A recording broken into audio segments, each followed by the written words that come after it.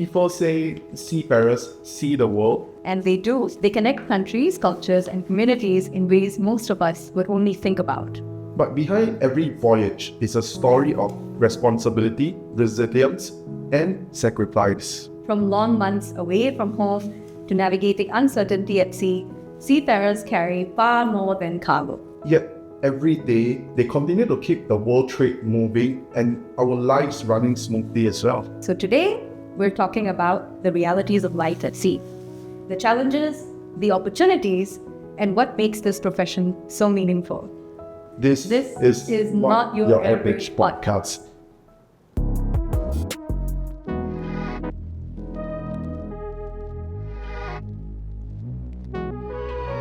This is Not Your Average Podcast. Alright, so hi everyone. My name is Chinwu. I'm a third officer currently sailing aboard container ships. I'll be one of the moderators for today. And with me today is... Hello, I'm the second moderator today. My name is Akanksha Batura. I'm the Executive Director of Sinodha Shipping Agency. But today I'm here with the hat of the SSAYEG, who is partnering up with SMOU on this exciting podcast series. And today we have with us, drumroll please. Alright, no banging of the table. Yeah. Alright, maybe we start with Captain Omega. Hi, good day to everyone. So I'm Capt Jayakumar, the Director of Fleet Operations of NYK Batship Singapore, which is a subsidiary of the parent company NYK Group, which is a 140-year-old company. And I look after the ship owner and the commercial operations. And very glad to be here and part of this initiative. Thank you. Thank you. Hi, I am Anuj Velankar. I am a captain, seafarer, and these days I am with International SOS. We look after the seafarer health and wellness. So it's a great session to be here and be part of. Hi everyone, I'm Sundeep Sequeira. I am an ex-mariner like my two panelists here. I'm currently the managing director of One Learn Global. One Learn Global is part of One Care. We sit in that space where we do health, wellness, training, learning, development, everything that is built around the ecosystem that keeps you sustainable out at sea. Hi, my name is Sean. I'm an active going marine engineer. I'm primarily selling on gas carriers, and I'm also an active member of the Singapore Rental Officers Union. I'm glad to be here today with this esteemed lineup of guests for today's podcast. Welcome. So we're very proud to have deck and engine side represented very well today. I promise you there were no squabbles before this. Yeah, we are on this one. Let's sing.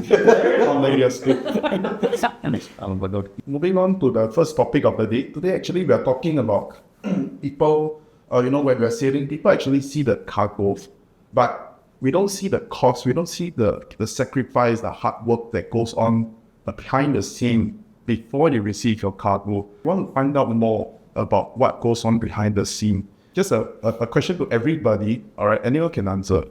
When people hear about global trade, all right, they think about containers, they think about goods, but what is something that you all wish they talk about instead of container, instead of all the cargo? What do you wish that they thought about instead when they hear about the word global trade? Anybody? I'll start first. Maybe perhaps the wider audience would probably utilize the internal struggles that seafarers or people who work on said ships, what they go through to keep global trade moving. I think it's something that a lot of people tend to perhaps look beyond. Yeah. So I would like to add to what Sean just said, right? So it's the decisions that you make at 3 a.m. in the morning when everyone else is fast asleep and possibly in inclement weather, what the person is going through on board, the stress, the fatigue, being away from home and isolated. We also need to ask what are they carrying within themselves, that stress and that fatigue. So in International SOS, what we are doing, so I work with aviation and maritime, right? And it's very interesting what you mentioned, because from a public perception, when you're talking about how is aviation seen, you find there is one shot of a plane flying in the air, but then you will have the flight crew, you will have the captains in their uniforms, and really that is the face that you see of aviation. Same thing when we are talking about maritime. You will see those ships, you will see tugboats, you will see cranes, and maybe you will see some CEOs sitting and that is where I think we are losing by not having the seafarers put at the forefront of this, let's say, perception. Yeah, just to add to it, because when we talk about the global trade, right? So, like we said, out of these 8 billion people in the world, it's just 0.02% are seafarers. So, which means we are talking about one seafarer working for 4,000 people. We are not seeing the people behind it, the one who is actually moving the world, not just the cargo, the sacrifices which they make, and it's a special industry altogether. Because if shipping stops, everything stops. And I think that's a good point because, like you brought up, you're comparing the shipping industry to the aviation industry. And I think as a sailing seafarer itself, I hear that comparison quite a lot when I'm on shore. Yeah. So the fact that our industry is not as glamorous as the aviation industry, because when you go to the airport, you see all the pilots in their big jacket, stewardess, all looking very prim and proper. But when you think about seafarer, boiler suit, greasy hands, working on board, but actually people don't see what goes on behind the scene. And like you say, 1 is to 4,000. Okay, imagine one container ship alone. It's already more than 4,000 people you're so-called serving behind the scenes already. So, I'm just glad we have this opportunity to actually bring light to the hardships of what seafarers are actually going through right now. Yeah. Can I just add to your point, right? So apart from the glamour, the being prim and proper, I think the one thing we also need to recognize is the reliability.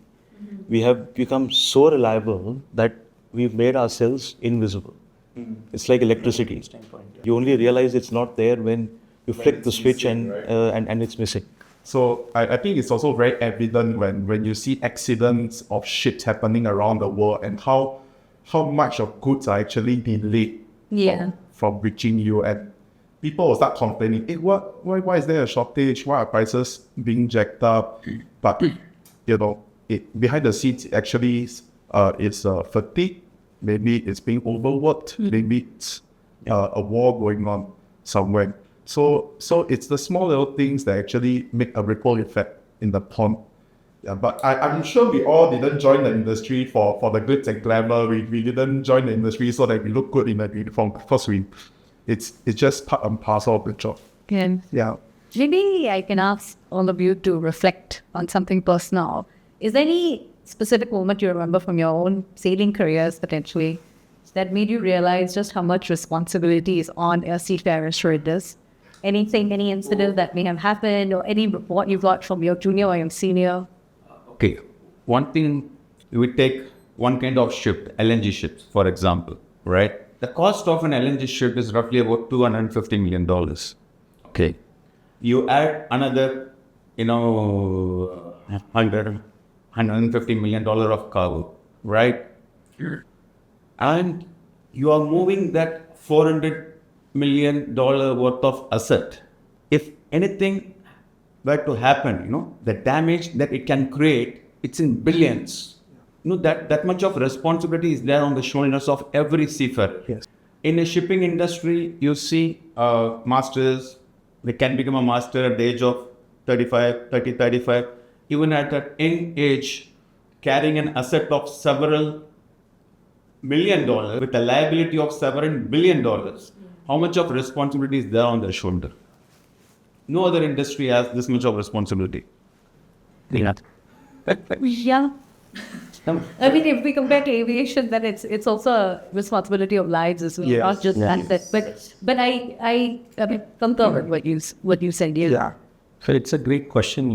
This is many years back. I was a young third mate, right? We were on these general cargo ships with derricks and cranes, and by then I'm like, oh, this is normal. Okay, this is life. Yeah. Right? And when we are in this place, suddenly buses full of people start coming to the port, and they are coming to see a ship for the first time, they're like grandmothers, grandchildren, they're all lining up by the gangway because, this is to them a completely new world. Yeah, it's true. Actually, a lot of people don't have that exposure of what happens behind the scene. Yeah. So in a way, this podcast is to shine some light on that.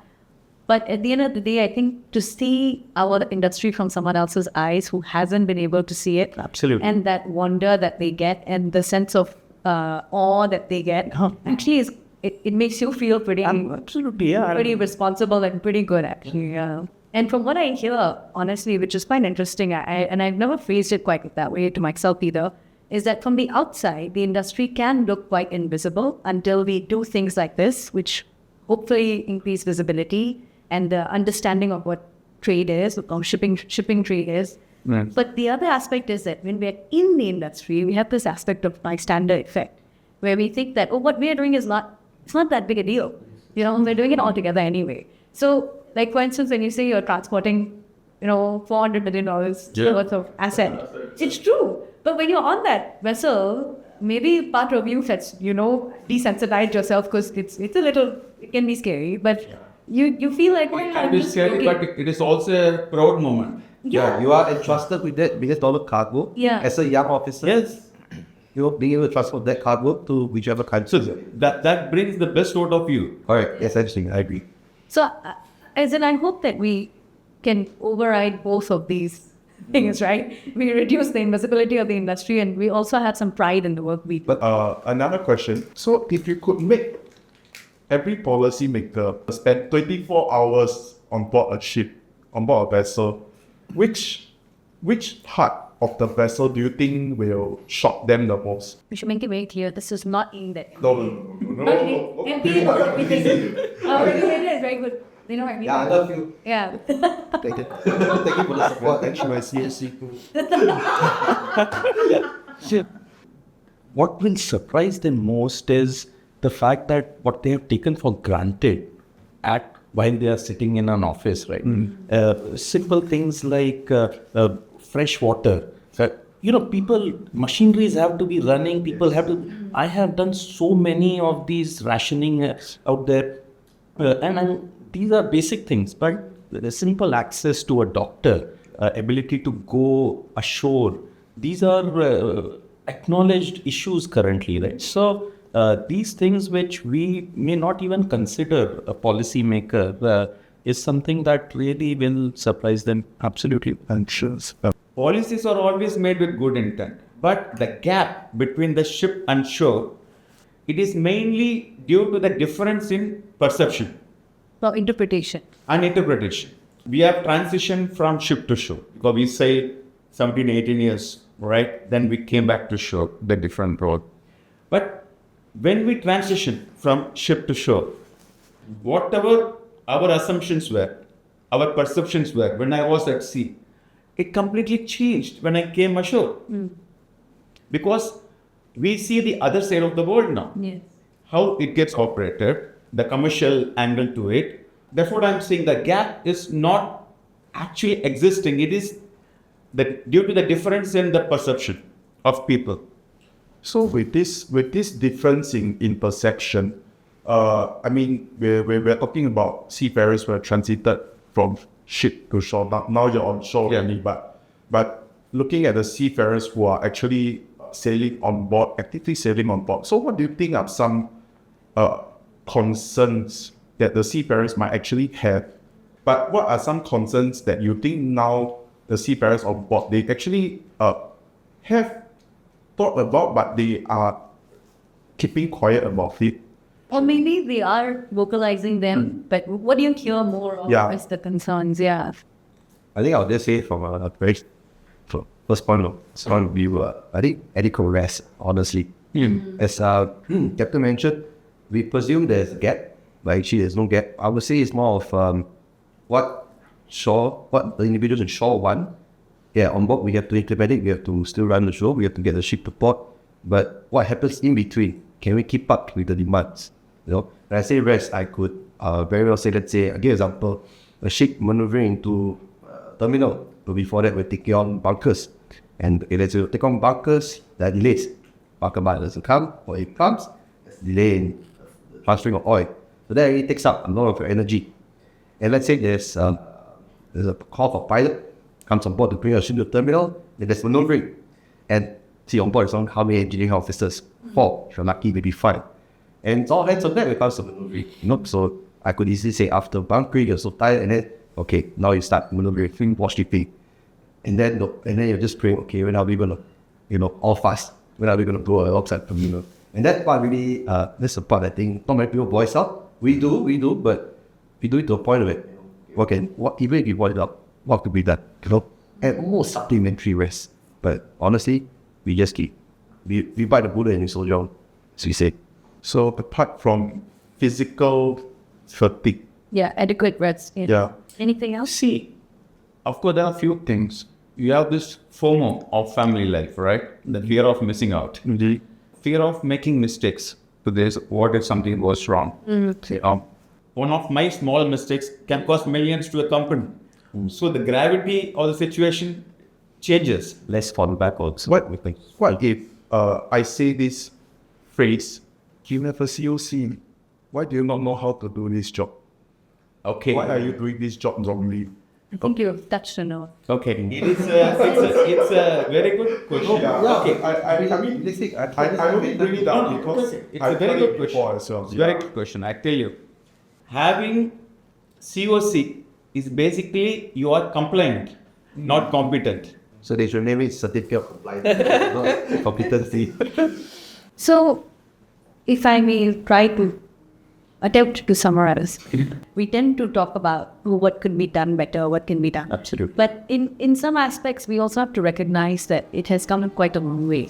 With the aspect of having more people involved in the industry, more aspects of the industry moving, there's actually more space to take care of problems that existed in the past. At the end of the day, it is another career option, right?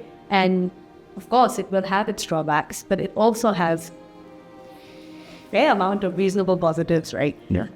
It is a vocational training, which doesn't require you to have huge brains to enter, but a certain level of passion. Dynamism and competence which you will learn, which you can learn, right? Right. So which is good, right? Training is provided, all of that. And on the other hand, I have also noticed it has the ability to lift people out of poverty. So what I mean is the industry or the job, it has its difficulties or the weaknesses that we're all collectively trying to make better. But it has still come a long way. And it remains to be a very strong, stable way to provide for your family and to have a meaningful career. Whereas all of you, and I've met many people who, they had the captain or the chief engineer behind there, as a salutation to their name, but they are in really high leadership positions in maritime, right? Because they've seen all aspects of things. So there is a level of career progression as well that this allows. So I just hope that we also, we can also discuss how potentially it has improved in the last few years as well, So okay, people will always complain if we tell them, there's always something that can be better, right? Yeah, 100% agree, because shipping is a great profession. I won't say profession, it's a great industry. Because it has uplifted millions of lives. It's a great paying job, and you have a sense of pride, which you do not find it in any other profession. They say, if you want comfort, choose a job. Okay, if you want growth, choose a profession. If you want purpose, choose shipping. A good one. You coined it. All right. I think we found the hashtag for our. No, well said. Well said. Well said. Stay tuned to the next episode of Not Your Average Podcast. It's been